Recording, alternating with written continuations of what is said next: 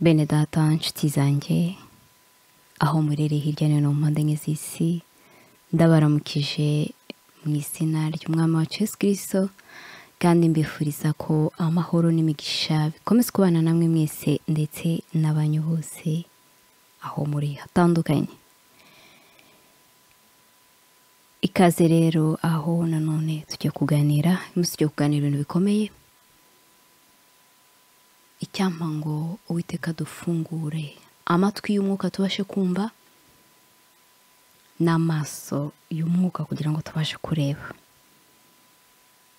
Reka mbere ko dutangira tunzi twiragiza Imana. Uwiteka, Imana idukunda, Imana ikiranuka ituye ahirengeye mu ijuru, duciye bugufi imbere yawe tugushimira nanone kudukunda, tugushimira kuturinda ukaturindira abacu aho baherereye hirya no hino mu mpande enye z'isi. Tugushimira imigisha udahwema kuduha ibihe byose.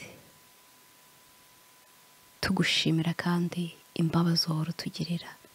Ikuzo no guhimbazwa n'ibi byawe Data. Turakwinginze ngo utubabarire ibyaha byacu, utweze uduhindura ibyaremwe bishya. Muri aka kanya rero ubwo tugiye kuganira ku ijambo ryawe, ndakwinginze ngo unyemerere njyewe nkubere indangurura amajwi, hanyuma uvugane n'imitima y'abana bawe, uvugane natwe Data, kandi ijambo ryawe uduhe kuryumva, kuryitondera no gukora icyo ridusaba. Ngaho twoherereza umwuka wawe wera aziyururukire kubana natwe no kudusobanurira. Duheje Satani n'ingabo ze z'umwanzi, duheje Satani n'ingabo ze zose, kirogoya yose mu izina ryawe. Hamwe n'ibyo tutagejeje intekerezo kandi ari ingenzi, tubisenze kandi tubyingengeye twizeye ko bidore ubuntu urakoze Data. Amen. Aya magambo tujye kuganira arareba abaririmbyi b'Abadventiste, cyane cyane amakorali akomeye.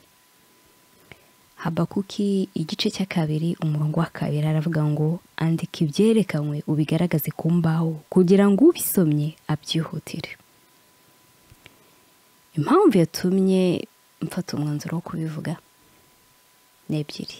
Ya mbere, ndashima Imana ko yarinze ubugingo bwanjye, kuko birashoboka ko uyu munsi ijwi ryanjye ryari kuba ritakiri kumvikana, ariko Uwiteka ahimbazwe kuko anyongera iminsi yo kurama kuri iyi si ngo mvuge ngihumeka, mbwire bene Data umugambi w'Imana, urukundo Imana ikunda umuntu ucumura buri munsi no kuhora imwihanganira. Kandi nuko Yesu agiye kugaruka ngo twese twihane duhindukire dushaka ubwami bw'Imana bigishoboka ko bubonwa. Impamvu ya kabiri ni aya magambo ari muri Ezekiyeli tugiye gusoma igice cya 3, turahera ku murongo wa 17 tugere ku wa 21. Aho Imana yabwiye Ezekiyeli ngo mwana w'umuntu nakugize umurinzi w'inzu ya Isirayeli, nuko wumva ijambo ryo mu kanwa kanjye ubumvisha ibyo mbaburira.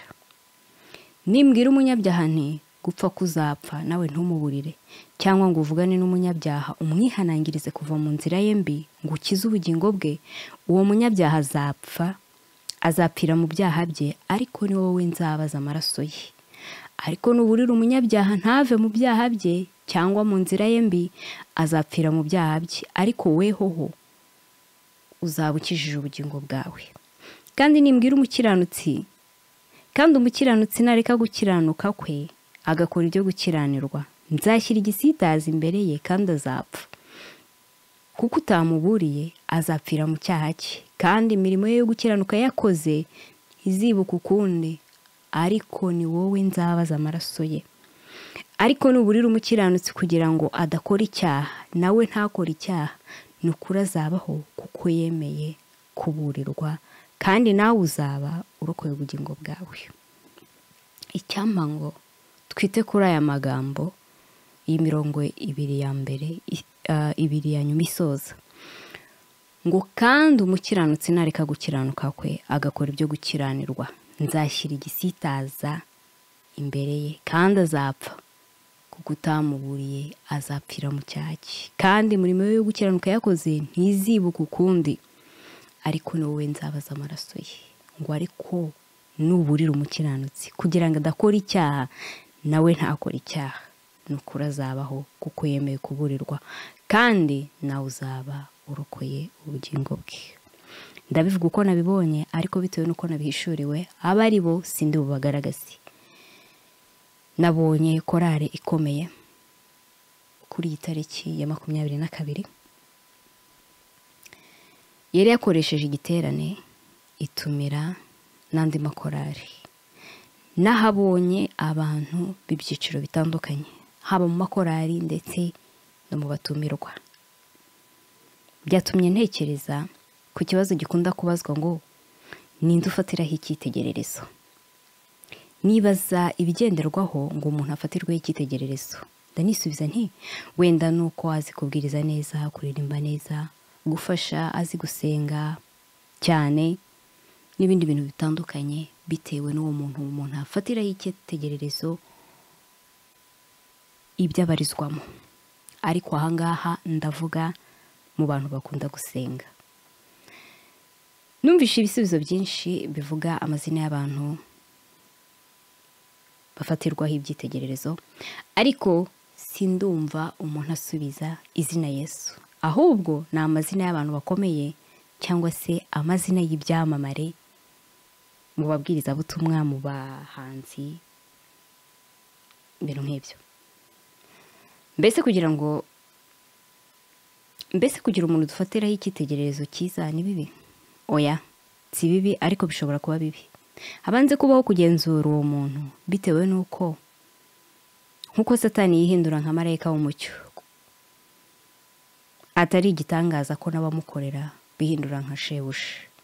Igihe cyose tugize abantu ibyitegererezo, Yesu atari we icyitegererezo cyacu cya mbere, tuzayoba, tuzagwa, kandi tuve mu byizerwa, amaherezo azaba kurimbuka, kuko dufatira ingero ku bantu bahinduka kandi tukigishwa nabo, aho gufatira urugero kuri Kristo no kwigishwa na Yesu bwa mbere. Ni igihe cyo kugenzura ba role model, dusenga kandi twiga ijambo ry'Imana. Intego y'iki giterane cyangwa se igitaramo ntiyari yo kugarura imitima Kristo, ntiyari yo gusana imitima ibabaye, kandi ntiyari yo kwamamaza ubutumwa bwiza. Iki gitaramo kuri bamwe cyari nk'imyidagaduro, ku bandi cyabaye icyo gutuma bacura imiborogo. Dore ibice nabonye biri mu makorali amwe n'amwe. Bamwe ni abatunzi bishyize hamwe, abaririmbyi b'abacuruzi. Biragoye ko wabajyamo kandi mutanganya ubutunzi cyangwa utari mu cyiciro cyabo. Abandi ni abanyaburanga, utari umunyaburanga bigoye kubabamo.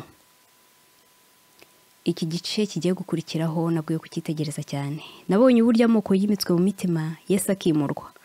Nuko ibi byatumye abantu bamwe badahabwa ikaze, abandi bagasubizwa inyuma, abandi noneho bo bakaba barahisemo kwiheza. Ibikomere biri mu mitima y'aba bombi ntibyavurwa n'umuntu n'umwe ku isi, keretse kwegurira Kristo umutima, akaba ari we gusa uwugenga, kuko umutima Yesu atuyemo nyirawo ahinduka icyarimwe gishya, ibya kera bikaba bishize. Hariho bamwe birinda kubigaragaza, ariko tuzirikane ko nibihishwe ku ndiba y'umutima Imana ibizi. Nabonye kandi politike y'isi yaraseseye mu baririmbyi, maze aho yageze, aho kugira ngo ibihangano bibere umugisha ababyumva, bihinduka ibyo kubatera agahinda, bahindukira umutego. Nabonye kandi ukuntu imyambarire y'abisi yaseseye mu baririmbyi baririmba indirimbo zihimbaza Imana, kandi yakirwa neza, ku buryo bigoye kumenya gutandukanya cyangwa se kubona itandukaniro riri hagati y'imyambarire y'abana b'Imana n'abana b'isi. Nabonye kandi benshi bafite ibimenyetso by'uko ari imbata, bivuze ko bishyize mu bubata. Amatwi barayapfumuye, imibiri bayishushanyaho, ndavuga amatatuwaje, ngo ni ibigezweho. maze kubona ibishushanije ku mibiri yabo naraboroze nanirwa kwihangana, maze mu gutangara kandi banseka bambwira ko ntazi bigezweho. Koko se bigezweho? Nubwo bigezweho biganisha ku kurimbuka. Ikindi kintu nabonye kibabaje ni umugore ufite ijwi ryiza, akagira ubutunzi kandi akaba yifuza gukoresha impano Imana yamuhaye. Yagerageje kubahiriza amabwiriza cyangwa amategeko ya korari ngo ase na bagenzi be, ariko yagize ibikomere yatewe nabo baririmbana. Bamuziza uko Imana yamuremye, bamushyira inyuma aho yakagaragaye ntahagaragare, ahubwo bakahashyira abandi. Byarangiye agiye aha hantu ha wenyine kubwo kudashaka gukomeza kubera abantu umutwaro, yifuje urupfu ariko ntiyarubona. Abona abamuhumuriza ariko ntabakira, kuko aho yatekerezaga yakura ihumure, yakura ibyishimo, imiryango irakinze, ariko ikinze mu buryo butagaragara. Nsoza ibyo nabonye urukundo twagakunze Imana na bagenzi bacu twararusimbuje gukunda isi n'ibiyirimo. Impano Imana yaduhaye aho kuzikoresha tuyihimbaza, ahubwo tuzikoresha twihimbaza. Uburyarya no kurobanura ku butoni bihabwa icyiciro mu mitima yacu. Nta bucuti butagira inyungu, ni byinshi byose sinabirondora. Naha buri wese kumenya uruhande ahagazemo, kubera ko benshi b'imbere bazaba b'inyuma, n'ab'inyuma bakaba b'imbere. Twite kuri aya masomo yo muri Bibiliya ngiye gusoma, ntabwo ndi butanga ubusobanuro, ariyo mpamvu navuze ngo nta magambo akomeye, ariko kushaka gusobanukirwa Umwuka Wera yiteguye gusobanura. Amaganya ya Yeremiya igice cya 3 turahera ku murongo wa 40 tugera kwa 42. Aravuga ngo dutekereze inzira zacu tuzigenzure, tubone kugarukira Uwiteka. Twerekeze imitima yacu ku Mana iri mu ijuru, tuyitegera amaboko yacu. Twaracumuye kandi turagoma. Mariko igice cya 1 umurongo wa 15. Igihe kirasohoye, ubwami bw'Imana buri hafi, nuko twihane twemera ubutumwa bwiza. Byakozwe n'intumwa igice cya 3 umurongo wa 19. Nuko twihane duhindukire, ibyaha byacu bihanagurwe, ngo iminsi yo guhemburwa kwacu ibone ukwiza ituruka ku Mwami Imana. Yakobo igice cya 4 duhere ku murongo wa 7 tugere ku wa 10. Nuko rero tugandukira Imana, ariko turwanye Satani nawe azaduhunga. Twegera Imana nayo izatwegera. Yemwe banyabyaha, idukarabe ndetse n'ab'imitima ibiri, twiyeze imitima, tubabare, tuboroge, turire, ibitwenge byacu bihinduke kuboroga, ibyishimo bihinduka agahinda. Twicishe bugufi imbere y'Umwami Imana, kuko ari bwo izadushyira hejuru.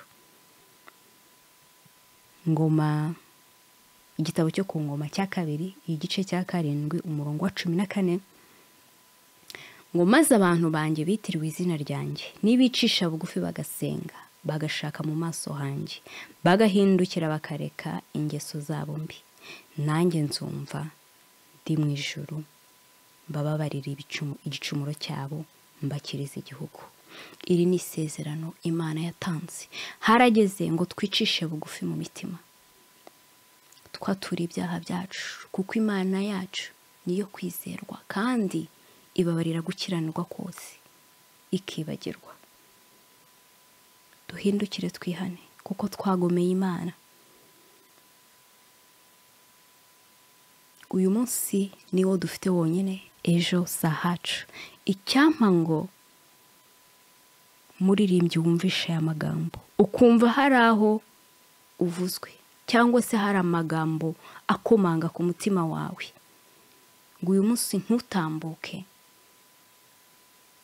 utiyeguriye Imana, udahaye ubuzima bwawe Imana, utemereye Imana ngo igenge umutima wawe. Aba ngaba ntabwo ari abantu bashyashya, mu murimo w'Imana, ahubwo naba wumazemo igihe. Nshuti bene data, tuzirikane ko Satani niwe muririmbyi wa mbere wabayeho, waririmbaga amajwi meza agahogoza, nta n'uwaririmba nkawe. Ariko tuzirikane cyane ko atacyemerewe kuririmba. Hahandi yaririmbiraga mu ijoro ataramanye n'ingabo zo mu ijoro, kubwo kwishyira hejuru agomera ubutegetsi bw'Imana. Yarirukanwe aza muri iyi si, nta nubwo ateze kuzasubira mu ijoro. Hahandi adateze kuzasubira ntawe yifuriza kuzahaba. Niyo mpamvu ajya mu baririmbyi, si bo bonyine ariko uyu munsi ni abaririmbyi. Ibyo yakoresha byose akababuza kuzajya hahandi atemerewe gukandagira, ntacyo bimubwiye. Icyapfa nuko agera ku ntsinzi. Ni ahacu kuba amaso,